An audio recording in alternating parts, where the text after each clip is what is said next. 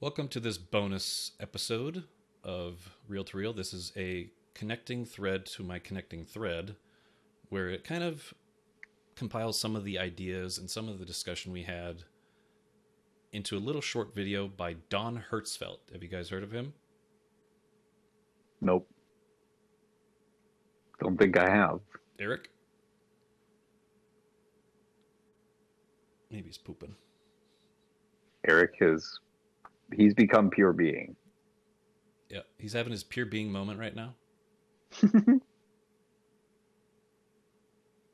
Eric, if you can hear us, exit and re-enter. I bet that he can hear us, he just can't respond. Here, I'll oh yeah, okay. He did disconnect. Can you hear me now? Yeah, there you are. Yes. I Oh, was there the whole time. I was like, what? Yes, I'm here. I know, I was like, I bet he could hear us, but we can't hear him. yeah. I'm glad you listened to me. I'm glad you listened to me.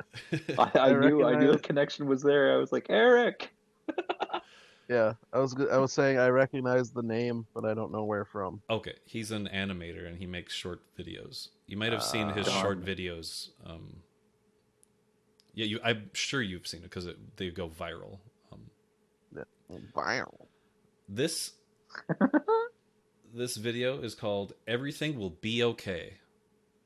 So maybe it's an answer to some of these questions that we've had in our last discussion. But we'll watch and we'll come back to you after we watch it. I love this song.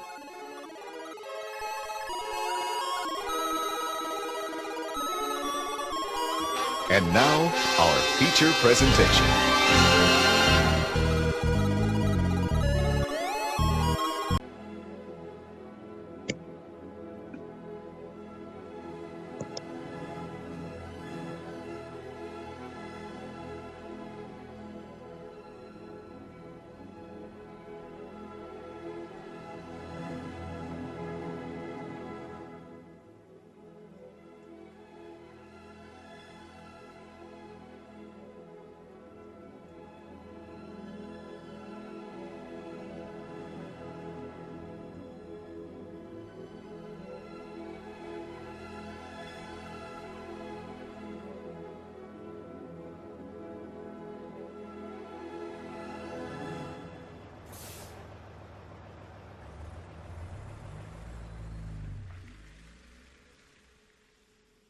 There we go. Okay.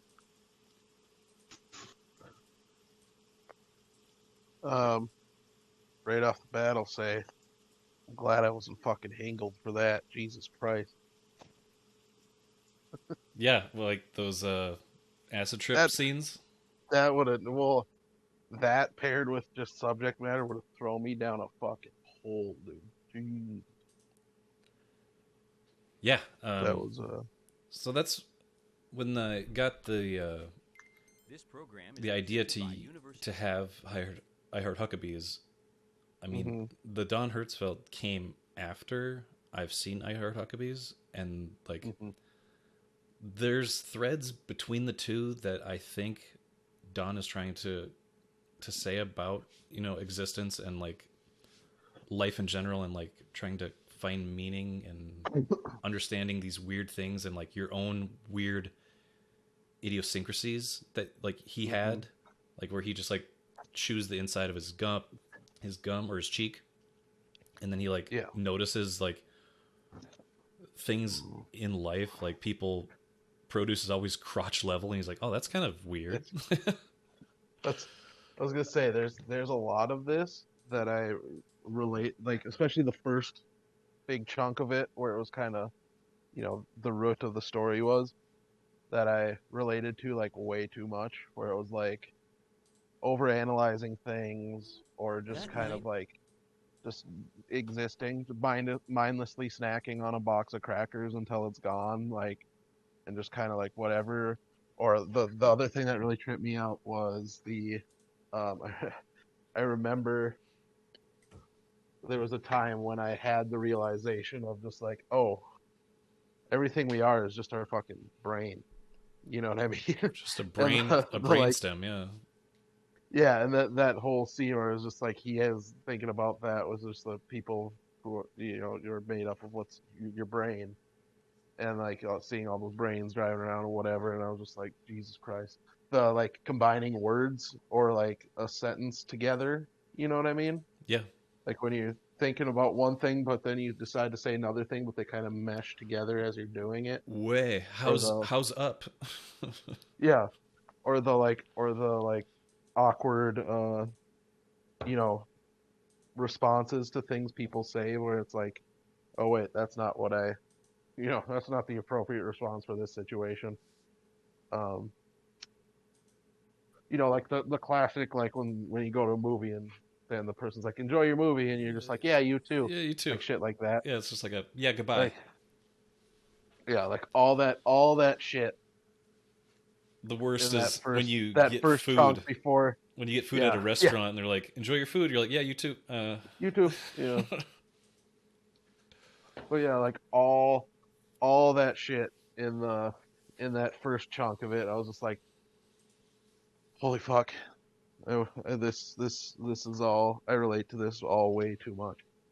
And then like to me, the the parts where as you get later in it, when it's just like stuff starts getting covered up and like various images and just loud sounds and all that stuff, to me is like what it felt like to me, or what I kind of saw in it, is the kind of just the mental noise that you get when you're somebody like that, where it's like there's just a cacophony of just like overstimulated brain noise going on, and it's just like, yeah, that's like what that felt like to me. Like I recognized, like that's what I relate that that piece to, is something I've kind of experienced, where it's just like I could say that. stuff, shit ton of mental noise and fog and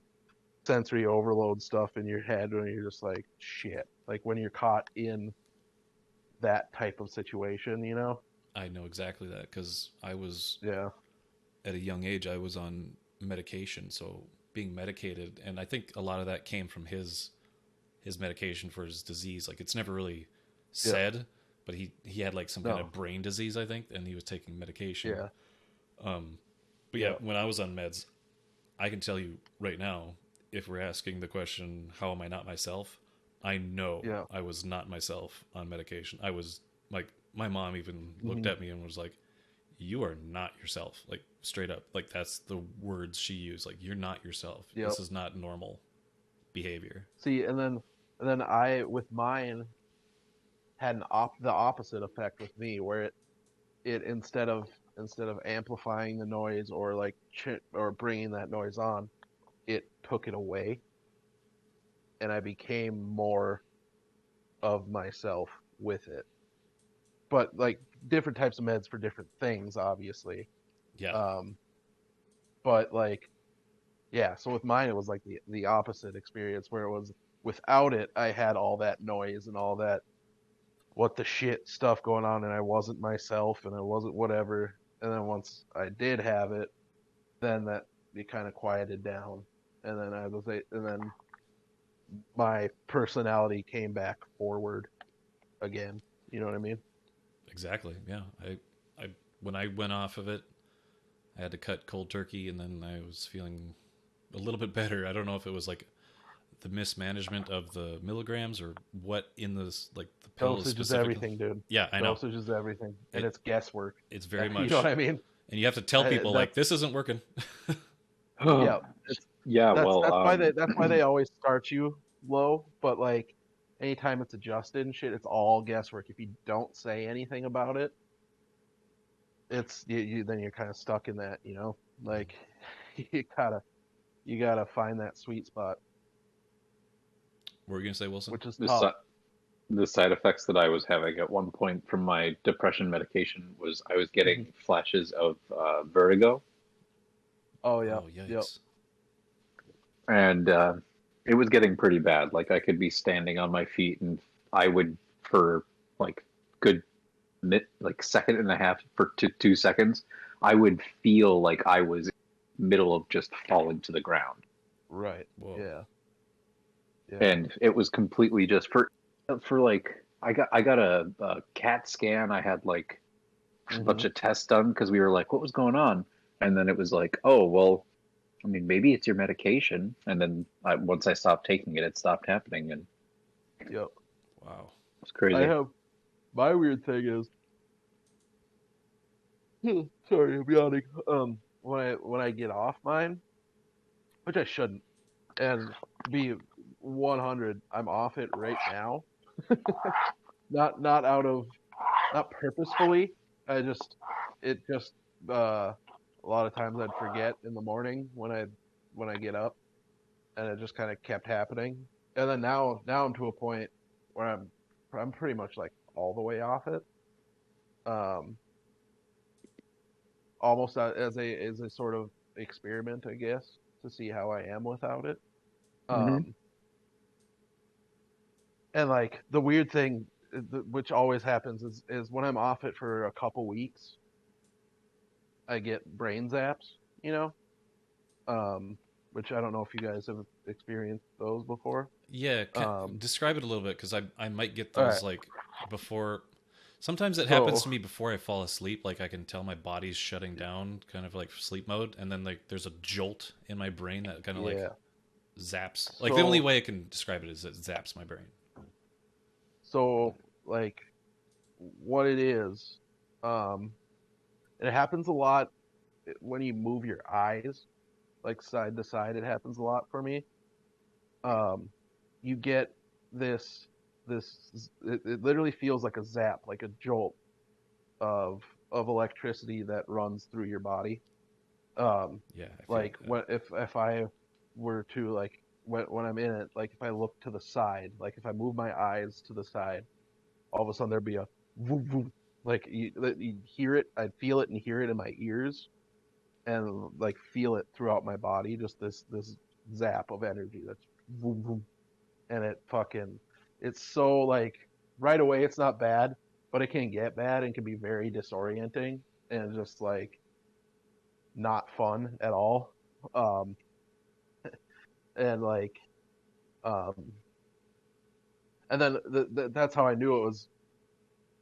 I I when it happened the first time, I was like, "What the shit?" And I like did some research on it and found that, and I was like, "Huh." So then like I made a point to remember that next day to take my med, and then like all of a sudden, boom, it was gone. Like like right Crazy. away, just gone. Whoa. Not after a couple days, not after whatever, just after that I took that one back in my system, boom, gone. Hmm. It's so weird.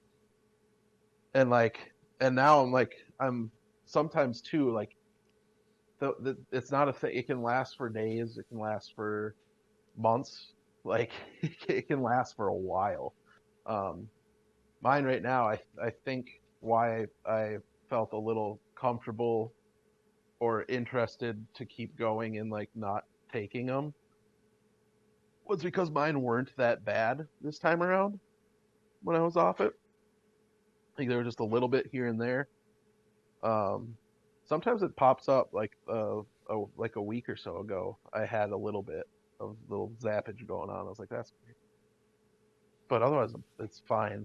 Um, I have noticed I am I am thinking about things more, and I am like this sounds weird, but like feeling things more, not in like a I wasn't feeling things on them, but like it's just a more pronounced, stronger, like less. Don't want to say in control, but like a less measured way, you know. Yeah, So it's like so I do notice that stuff that has come now that I've been off it for a little bit. sure. Um, yeah. Do you kind Sorry, I of just got distracted because I noticed my wormy boys are back. did you notice Oh my gosh. or did you pick Yeah. up on my kind of like my thought process with those two movies, Oh yeah. Huckabees, and Oh yeah. this? 100%. Yep. Okay. Um, This one's definitely on the heavier side. Exactly. Yeah, it's the darkness that they were Yeah, talking about, like it's the darker side. more There was definitely a nothingness. point. This is another way I can tell that being off my meds like this definitely had a stronger effect probably on me than it would have if I would have been on my meds. It's like I said, I could have gone down a fucking hole on that if I really wanted to. Yeah, Like there's a point where there was a point in this where I was like, dude, if this gets much darker, this might stay in my head the whole fucking night. You know what I mean? that's And why I love the effect of this short, because it gets deep and it asks really interesting questions, and like how he talks throughout the narrator, yeah, how he talks about it. He's talking like Bill is this character. It's not like him, yeah. but the narrator knows It's what's going on in his head. he's almost nonchalant about it Yeah. too, right? Yep. There's no putting on airs or no grandiosity or anything. It's just very nonchalant, just like, well, this is happening. This is happening to this character right now, and he's feeling Yep. this, and these people are telling him this, and then it gets bleak and more dark, and then you think he's gonna die from this disease that he has, but then he starts Mm-hmm. rallying back and he gets better, and it's like the best part of this comes like halfway into the like right halfway when Bill as this character, right? He's just a stick person who wears a hat. And there's a scene where he's on the bed. Right now I have it pulled up, where he's sitting on a bed, like a hospital bed, and he slowly takes off the hat, and he just like ponders his existence. He's just sitting there like, oh damn. And he just slowly takes it off. It's like he's taking off the not the mask, but like the, you know what I mean, like the the all the trappings of what we put around ourselves to be as like who we are in public and his stuff like persona. that. Yeah, his persona. Yeah, how he identifies. He's taking it off. Yep, he's taking it off and exposing him, like just the pure being. Yep, he's at that moment. He is pure being. He's reflecting on everything that's happening in that moment, and he's in his most purest form right there. And so, Tyler, let me just clarify something. Okay. In your interpretation, at the end of this, Bill does not die. Is that correct? In my interpretation, what I take away from it is, yes, he rallies, and how the narrator says it is that he goes back to work the next Tuesday. Yeah. It's raining. It's whatever. He's just back. He's back to life. Well, and it had somewhat of a somber, hopeful ending with that he's in the bus and it's raining, and it's that kind of the music score that played in the background during that was just like a reflection of like, all right, he has a new perspective on life now since he went through this tragic ordeal of his existence, and then he's now noticing things. Like if you watch the ending again, he's looking up, he's like looking around at like the world around him, like he's taking everything in. Looking forward. He's kind of at peace with life in general. Like he's been through hell. Like we saw all those crazy acid trip things that he was going through, and then he sees the pitter patter of the raindrops, and he's like, all right, nothing can hurt me anymore. I'm like, I went through hell, and nothing else can faze me at this point. I'm at peace. Yep. I see that. But it can be. It could be interpreted a bunch of different ways too. To me too, it started out with him just like realizing the kind of the mundane of like how mundane his life is and whatever. Yeah, like all the things that he does in the day, like putting his keys down a certain way, how he turns on a light, how he vacuums, how he brushes his teeth. That's just and then life. All the crazy shit happens, right? And then when we come back, it's him on the bus with the rain, where it's kind of back to that mundane, right? But it's mundane, but he's noticing everything, right? He's being He's present realizing in the moment. He's in the being moment. present. It's still he's still like his life is still what it is, but he is appreciating, for lack of a better term, all that's around him, right? He's appreciating the human experience more. Yeah. He's like, those mundane things that I do every day, I can appreciate those things because I'm experiencing them in the Yep. moment, and they're, even though they're And mundane to normal people, he can look at it as like, yeah, this is what being alive is. and there are things in that mundanity, is that a word? Mm-hmm. Mm-hmm. That that he is that have been there the whole time that he's never noticed or paid attention to because he was just kind of spaced out in the that kind of, you know, routine mundane brain, you know, where it's like, yes, this is mundane, but look at all the stuff that's here still, right? Exactly. Like right now, I'm noticing my fucking wormy boys are back. You guys remember my wormy boys? There's these little centipede things that would hang out by my side garage door before the winter because it was warm, and now they're back. I see them. Yeah. They're crawling around inside my garage right now. Like it's appreciating the little things, and it's seeing what's in front of you, and Yeah. sometimes it's just taking a like active uh part and taking an interest in the things around you, Mm-hmm. like the wormy boys. Yeah. Yeah, And I'm noticing sure the small things. we've all had some sort of experience like this, maybe not as extreme, but where we've had these crisis situations, like mine that I had, just like just a total huge just anxiety fucking explosion, where it was like, you know, I mean, Wilson, I think you were around at that point. I'm pretty sure you're still here, but where I didn't leave my fucking house for 3 months, you know, like I was there. I was fucking wrapped up in everything. Everything was too much. The thought of leaving my house, just the thought, just thinking about it, gave me a full tilt panic attack. Like it was just like fucking, this is it. This is you come to accept, like, because I wasn't convinced that what was happening to me was just anxiety, because it felt like something physically was happening.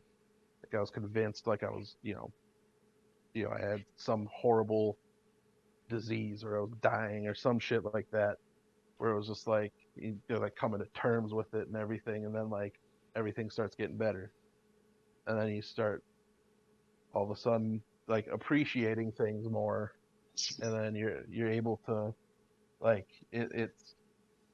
it's just like that, where it's like I now appreciate, the humdrum fucking routine mundane whatever, because like when that's like you don't realize how much you miss that when it's just Yeah. completely wiped out, Of right? course, it puts And everything in you have perspective. no, yeah, you have you have no way of participating, no way of kind of like existing in a normal way. Uh-huh. Uh-huh. You're completely shut down, you're completely with withdrawn and pulled within yourself, and you're fucking, and then like all of a sudden it's just like, oh shit, this is actually pretty cool. Like you gain so much from, those dire situations, right? Yeah. What doesn't You know. kill you makes you Yeah. stronger. Yeah, you learn to like appreciate just normal life when it doesn't feel like everything sucks shit. Like Yeah. you're basically just like, oh yeah, I mean this is what it feels like to just feel normal again. Hmm. And then that becomes like your kind of gauge of like, okay, am I feeling really, really bad, or am I just a little bit down and I'm still like within that margin of normal? Yeah. Well, because when it's taken away, it's rough, man. That's You know. the existential crises people go through, and Mm-hmm. that's the anxiety goes along with it, I would say. Yeah. Oh yeah, dude. With my thing, like I couldn't eat. Like I was so nervous that I would get sick, and like if I wasn't occupying myself, which meant usually fucking watching ass ton of just shit on like Netflix and stuff. That's where my love of Frasier was reborn, because that was one of my comfort shows. That was one of the things that that would make me laugh and make me forget and make me have a good time. So it was like there's like those little bits, because if that wasn't, like, if I turned the TV off, boom, thoughts are back, right? Then everything's fucking up again. So it's like, yeah, it's you you got to appreciate, you know, life for what it is sometimes. That doesn't mean become complacent and fucking not try to do other things or take risks or anything like that. That's not what I mean. But sometimes the mundane and the the routine is is a is uh, a positive, a blessing I of agree. sorts. You know. Wilson, did you have more to expound on? No, I just think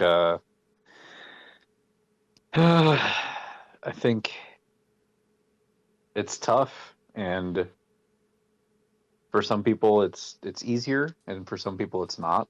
And Hmm. I didn't expect us to get like the Fargonauts deep hour, but you know, we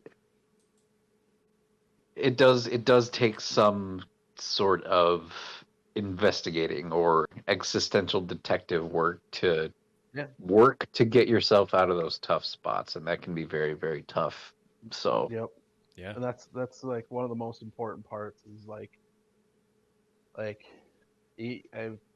I mean, you may seem impossible, or it may seem like too much, but like you gotta, you know, there comes a point and it's like you gotta, you know, put in the work too, right? You're not gonna get better unless you try to, you know, which is hard to mm, do in those fucking situations. It yeah. is.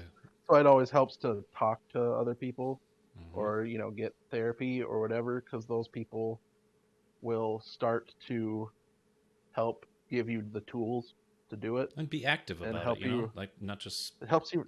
Yeah, it helps you realize that you're not alone too. Like when you start saying your shit, because you're so, drawn in to yourself that you're like this is only happening to me, and then you're saying the shit to these people, to like therapists and whatever, and they're like, "Yep, that's a common one. Yep, that's a common one. Oh yeah, a lot of people get that." And you're just like, "Oh shit." So I'm not unique. I'm not, Aw. yeah, I'm not unique in this. Everybody's A lot connected. of people are deal with this, and a lot of people um are able to get out of it, or are able to manage it, right? Yeah, if you guys ever And want to see another movie kind of around that idea, it's called Ordinary People with mm, Mary Tyler Moore and Timothy Hutton, and I yep. think Donald Sutherland. It's about people that are having crises, and this son is in therapy because something happened to his brother at a young age where his brother died, and his mother resents him. Mary Tyler Moore resents him for that Hmm. situation that happened, and he can't come to terms with, or he can't like talk to her about the situation, and tell her that it's like affecting him to the point of like, Yeah. I'm going through something, I'm very depressed, and you're not like helping me go through this. So he seeks Yep. therapy, and somebody that he meets in therapy decides to like going through similar things, you know, trauma, and that person decides to play it off as if it's nothing, like downplay the effects of their situation, Right. to like not seek the appropriate help, and then Right. it leads her down an even darker path, and her, yeah, it ends up really bad for Yeah. her. But he does the work. He goes and he talks to somebody about the situation, not his mom, but then he does eventually tell the mother, like, hey, I went through this trauma too. It's not just affecting you. How you're acting towards this trauma towards me is definitely not helping either of us.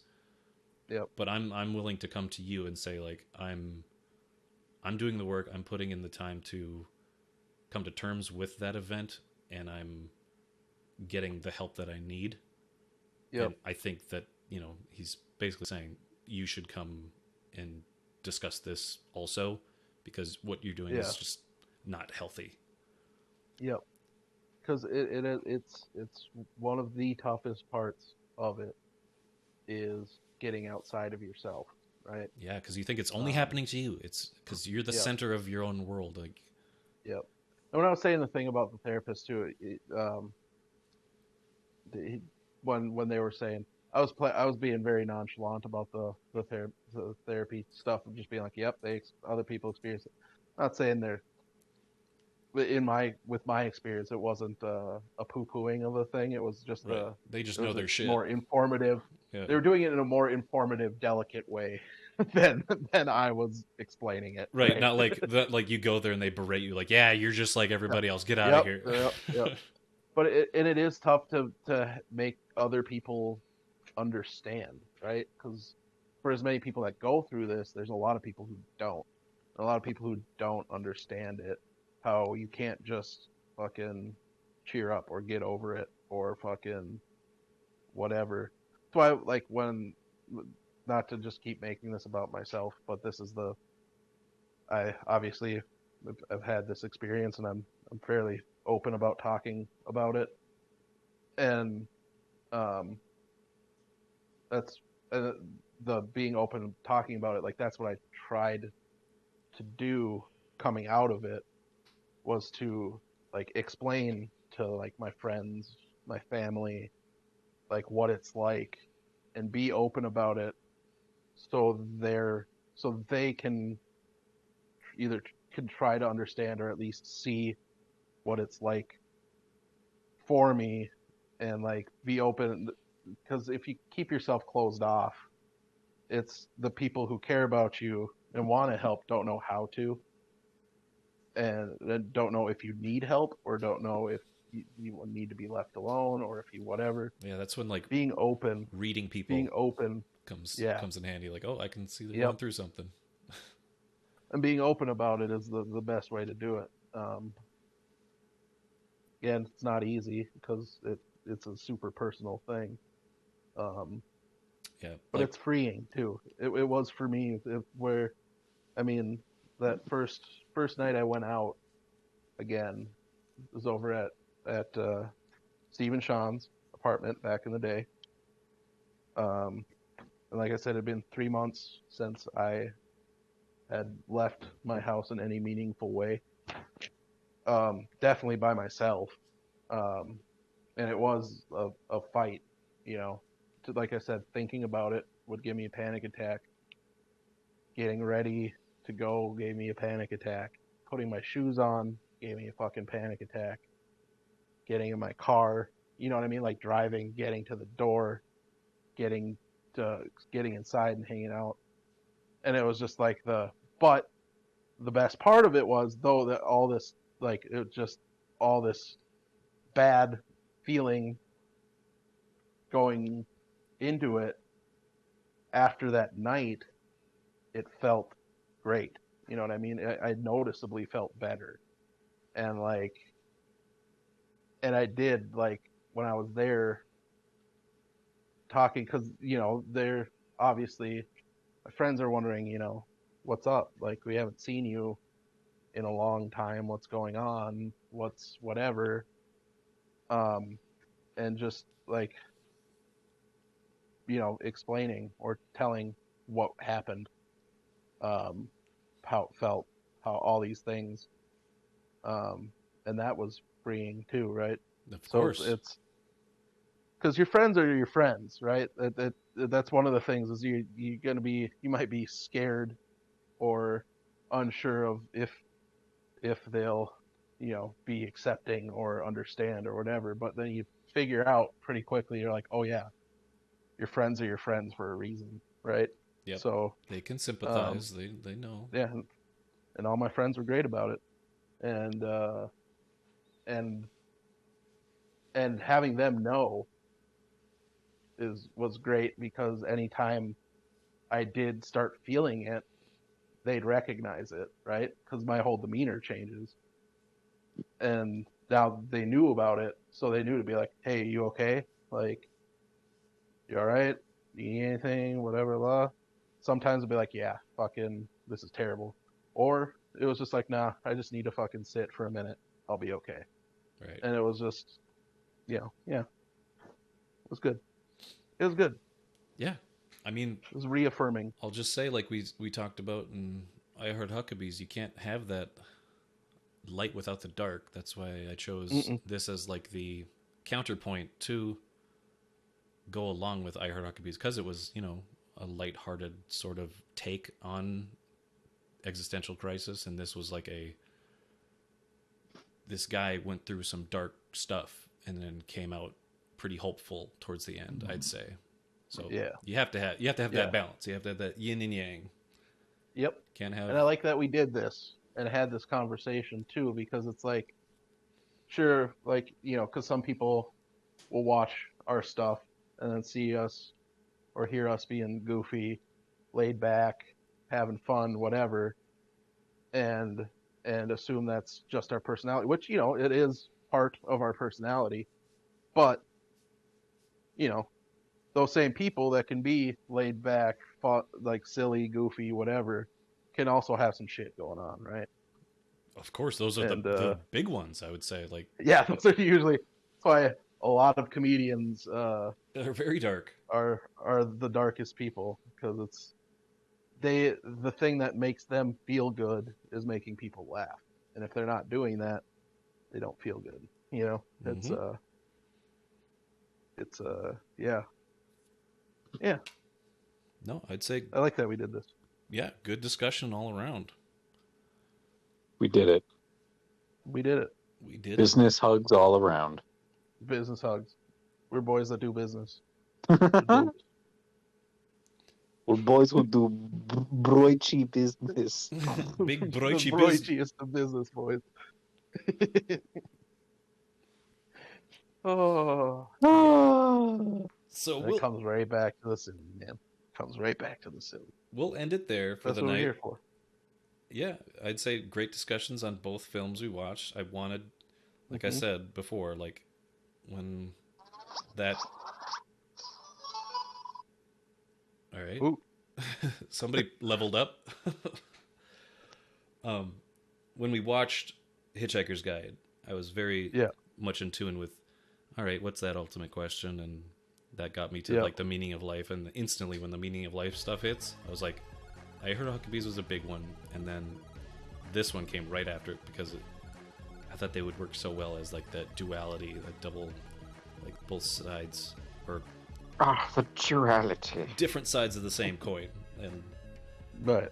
And it led to a really good discussion about the film and the deeper meanings behind it, and that's kind of what this is about, and coming up with connections. And now maybe that, curbs your path, Eric, when you pick out the next movie.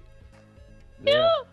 It's I'm still going for this one movie. Yeah, that's perfect. Yeah. This is like another level of real onto reel to reel. It's reel to reel to real. Real, like all caps. Real talk. Yeah. Yep. Awesome. We're getting real. All right. It's like the like the '90s, late '80s, '90s videos of the dads who grab grab like a chair, flip it around, and then sit on it backwards, and like we're about to get real. Flip their hat backwards. Yeah, we're about to get real, guys. Yeah. All right, so we'll be back with more. Stay tuned for other discussions. Let us know what you guys think of whatever we talked about. I'll have to put like a trigger warning of some people talking about, mental health and things like that. But yeah, we talk about mental health, we talk about video games, we talk about movies, we talk about it all. Yeah, we have silly goose time. It's all here, dude. That's and hey, take care of yourselves out there. Yeah. Get help. Don't always worry about everybody else. Sometimes you just gotta take care of yourself. That's what I would say. Take care of yourself. Take care of other people if you don't start with yourself. Mm-hmm. Yep. Exactly. So everybody say goodnight, and we'll see everybody later. Good night, guys. Good night. Goodbye.